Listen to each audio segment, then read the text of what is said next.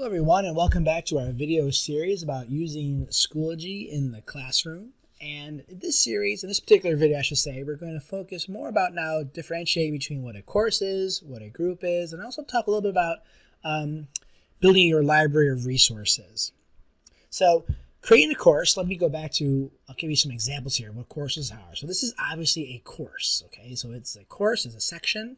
When you create a course, a lot of things happen. You have this materials sort of area, which is like kind of the basis for everything begins. It shows you all of your aspects that you can build. And within a course, you can obviously, as I mentioned before, add folders as the main way to organize aspects. And what's kind of nice, as we already seen in the past video, you can actually add a description to a folder. That same sort of text editor appears that we've already talked about with that constant tip of turning on the spell check. We can give a title to the folder. We can give it different colors. We can make the folder available. We can maybe make it later, all right, which is kind of interesting, okay? So that's the, the basis of creating a folder, right? And then to organize your content. Again, adding materials, things we talked about before. We already mentioned how to do links. We'll talk a little about tests and quizzes later coming up. Okay, we talked about adding discussions. A page is just basically a blank page where you can add content. And somebody say, well, why would you need to even do this? Couldn't you just post a link to a Google Doc? Certainly. Couldn't you just post a file, like a Word document or a PDF file? Certainly. I have mixed feelings about this. Sometimes I've used it as a nice direction sheet, and I've added links and other things here, but I can do that as a Google Doc. One thing that I use this for, which was more of an advanced feature, which I'll talk about when we get to calendars, is that you can switch the page to HTML. So I can give this a title, and then I can embed. If you know anything about embedding HTML, I can embed a code right here, then that will actually pop up.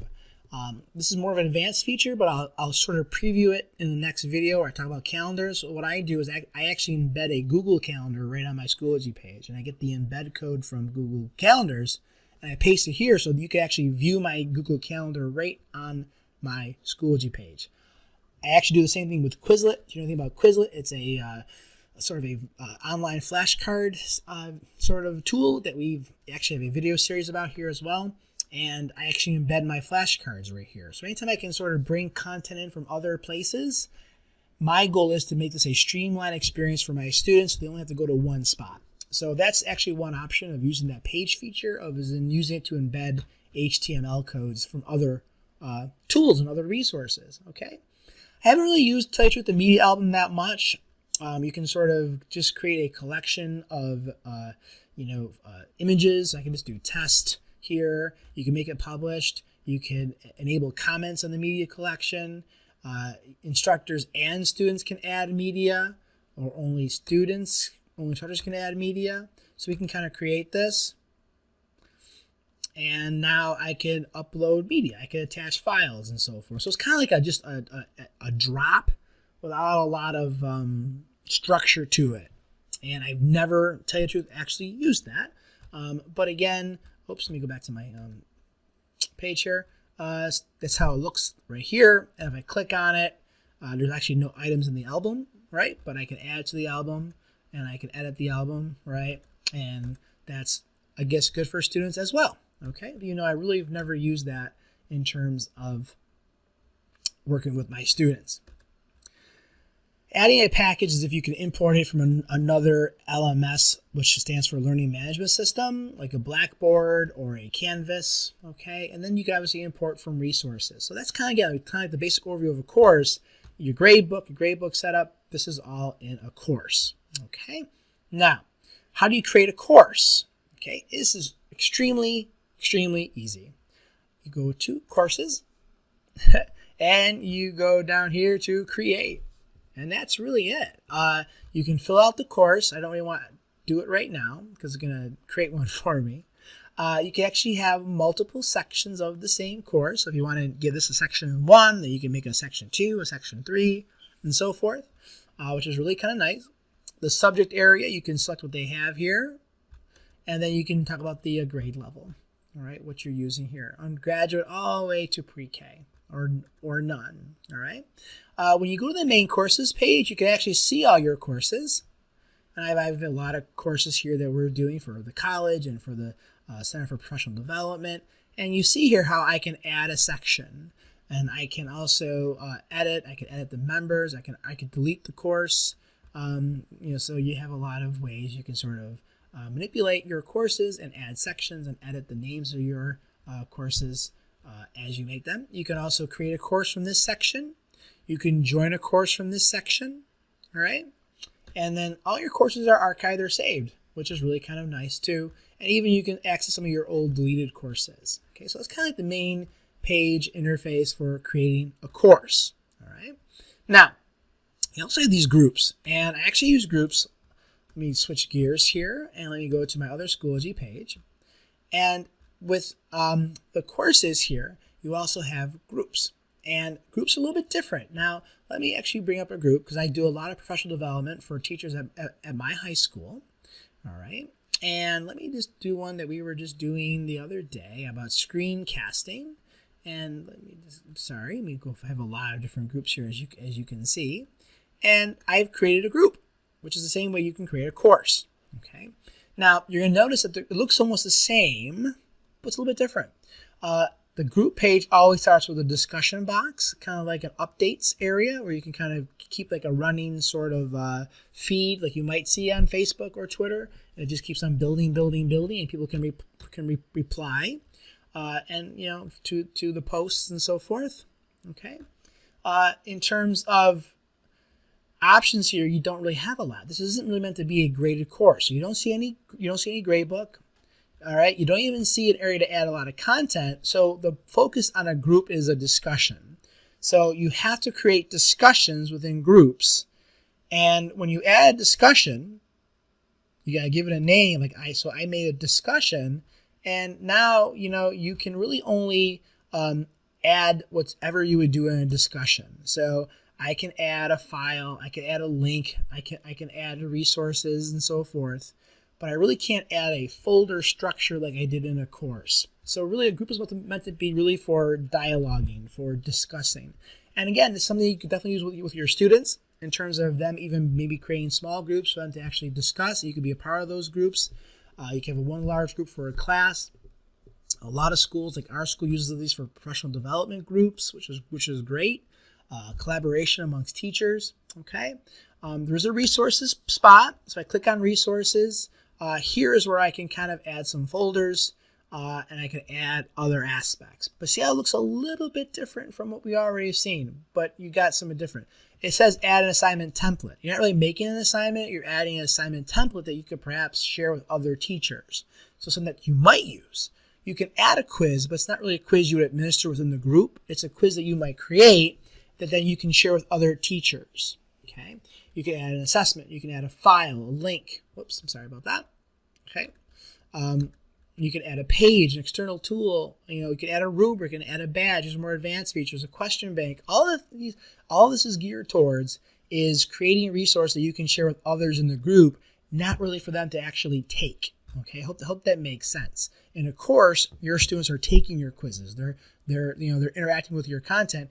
This is more about creating content to share with others in the group, right? Especially amongst teachers that they might use with their own students. Okay, so you can create folders and do some things there, but it's a little bit different from what a course is. Okay, the albums feature again is a little bit interesting. You can add an album. Again, I really have never used that, just for kind of adding media and so forth. Okay, so hope that makes sense.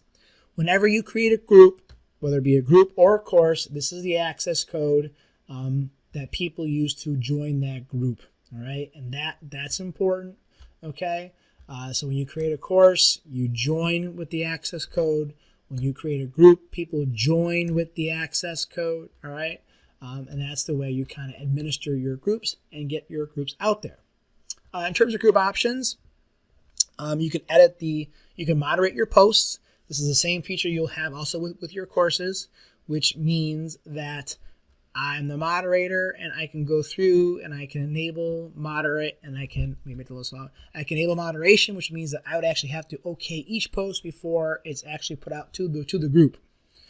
Settings, same thing. Who can join your group? All right. Is it going to be anybody from a certain school or anybody out there for the public?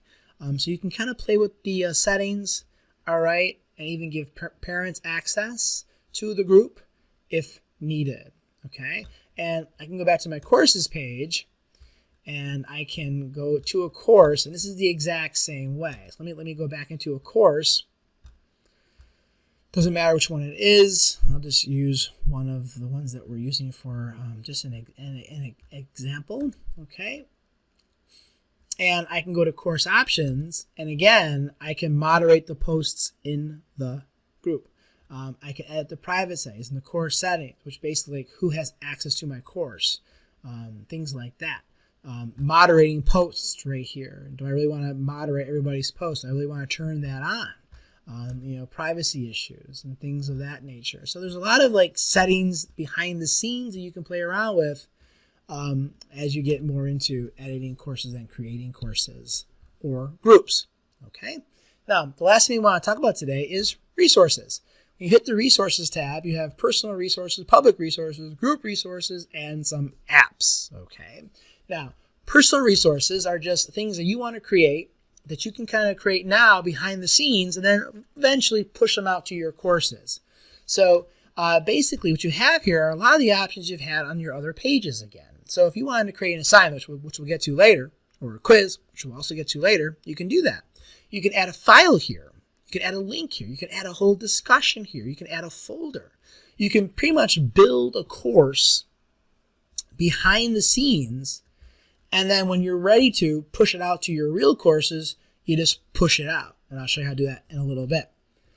But I've gone back and forth about resources, and I'll show you what I've done is that what I've done for my high school students is actually created what these are called template courses, where I've liked to build them here first. And the reason why was because when I built a course here, it looked exactly the way I wanted it to look as I pushed it out to my real courses. So say I laid everything out, like a course calendar, all my folders, everything ready to go, and then all I had to do was then just go copy to a course.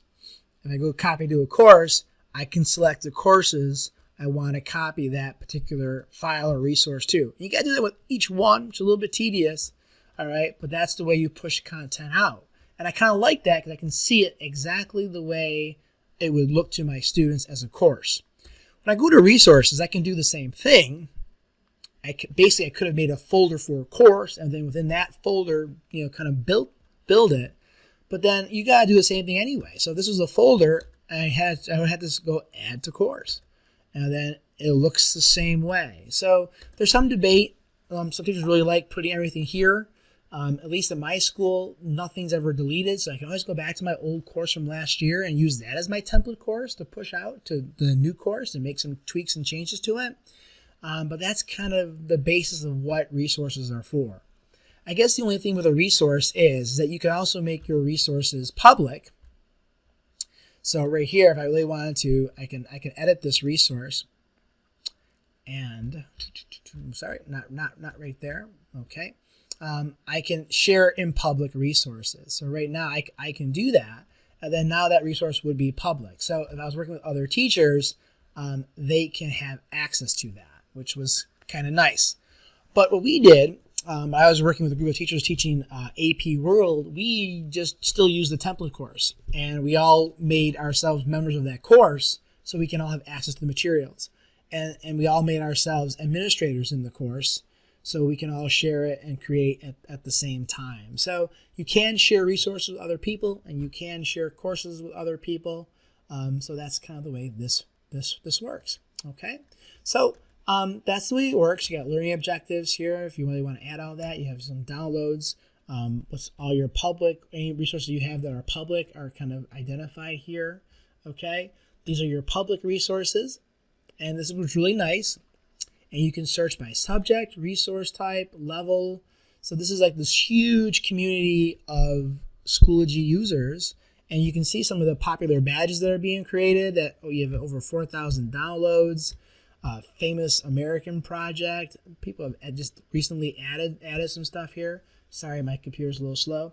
But these are some of the most recent things of lessons that have been created. And you can search it. Obviously, you could break it down by subject. You could break it down by resource type. which is really kind of nice. File format, highest rated. So that's really kind of nice. All right. You can also add groups. All right. You can create a group. This are all the groups that I have been involved in. And now this is the groups. Here's all the resources of a group. Okay. So, if these are all the groups that you create over here. It kind of organizes all of the sort of resources that you might have. So there was the one I was showing you where I actually did create resources, and it's all here within the group. Okay, and then you have some options of reordering the collection, adding right here to the collection. Okay, then we have apps. Okay, which are kind of neat. This is actually a large topic just on itself, so I would appreciate if you just kind of bear with me. I've added my Google Drive to my Schoology. So this is my Google Drive, and I can kind of see my whole entire Google Drive right here within Schoology, and I can kind of pick content, and then I can share that content. I can import a link. I can click on a content. I can add it to resources. I can copy it, right? I can manipulate my resources here. You can go to Dropbox, YouTube, Evernote, Khan Academy. I'll show you here is where this isn't actually where you search for apps. It's a little bit cumbersome, but there are some apps on Schoology that you can sort of play around with from your home page. Okay. All right. Why don't we actually do that? I'll go to our home page, and you're going to see the App Center. Okay. There's the App Center, and here it shows you all the apps you can kind of embed into your Schoology experience. So there's a lot of things you might be using right now, and it just kind of helps you sort of embed some of these great content right within Schoology, so students can actually use these materials right within Schoology. So there you go. You can kind of go through all of it, and some things that you like right there are really kind of cool. All right, which is really kind of fun. Okay, so I hope that makes sense. All right. So we did a lot in this particular video, and I hope this was all useful for you.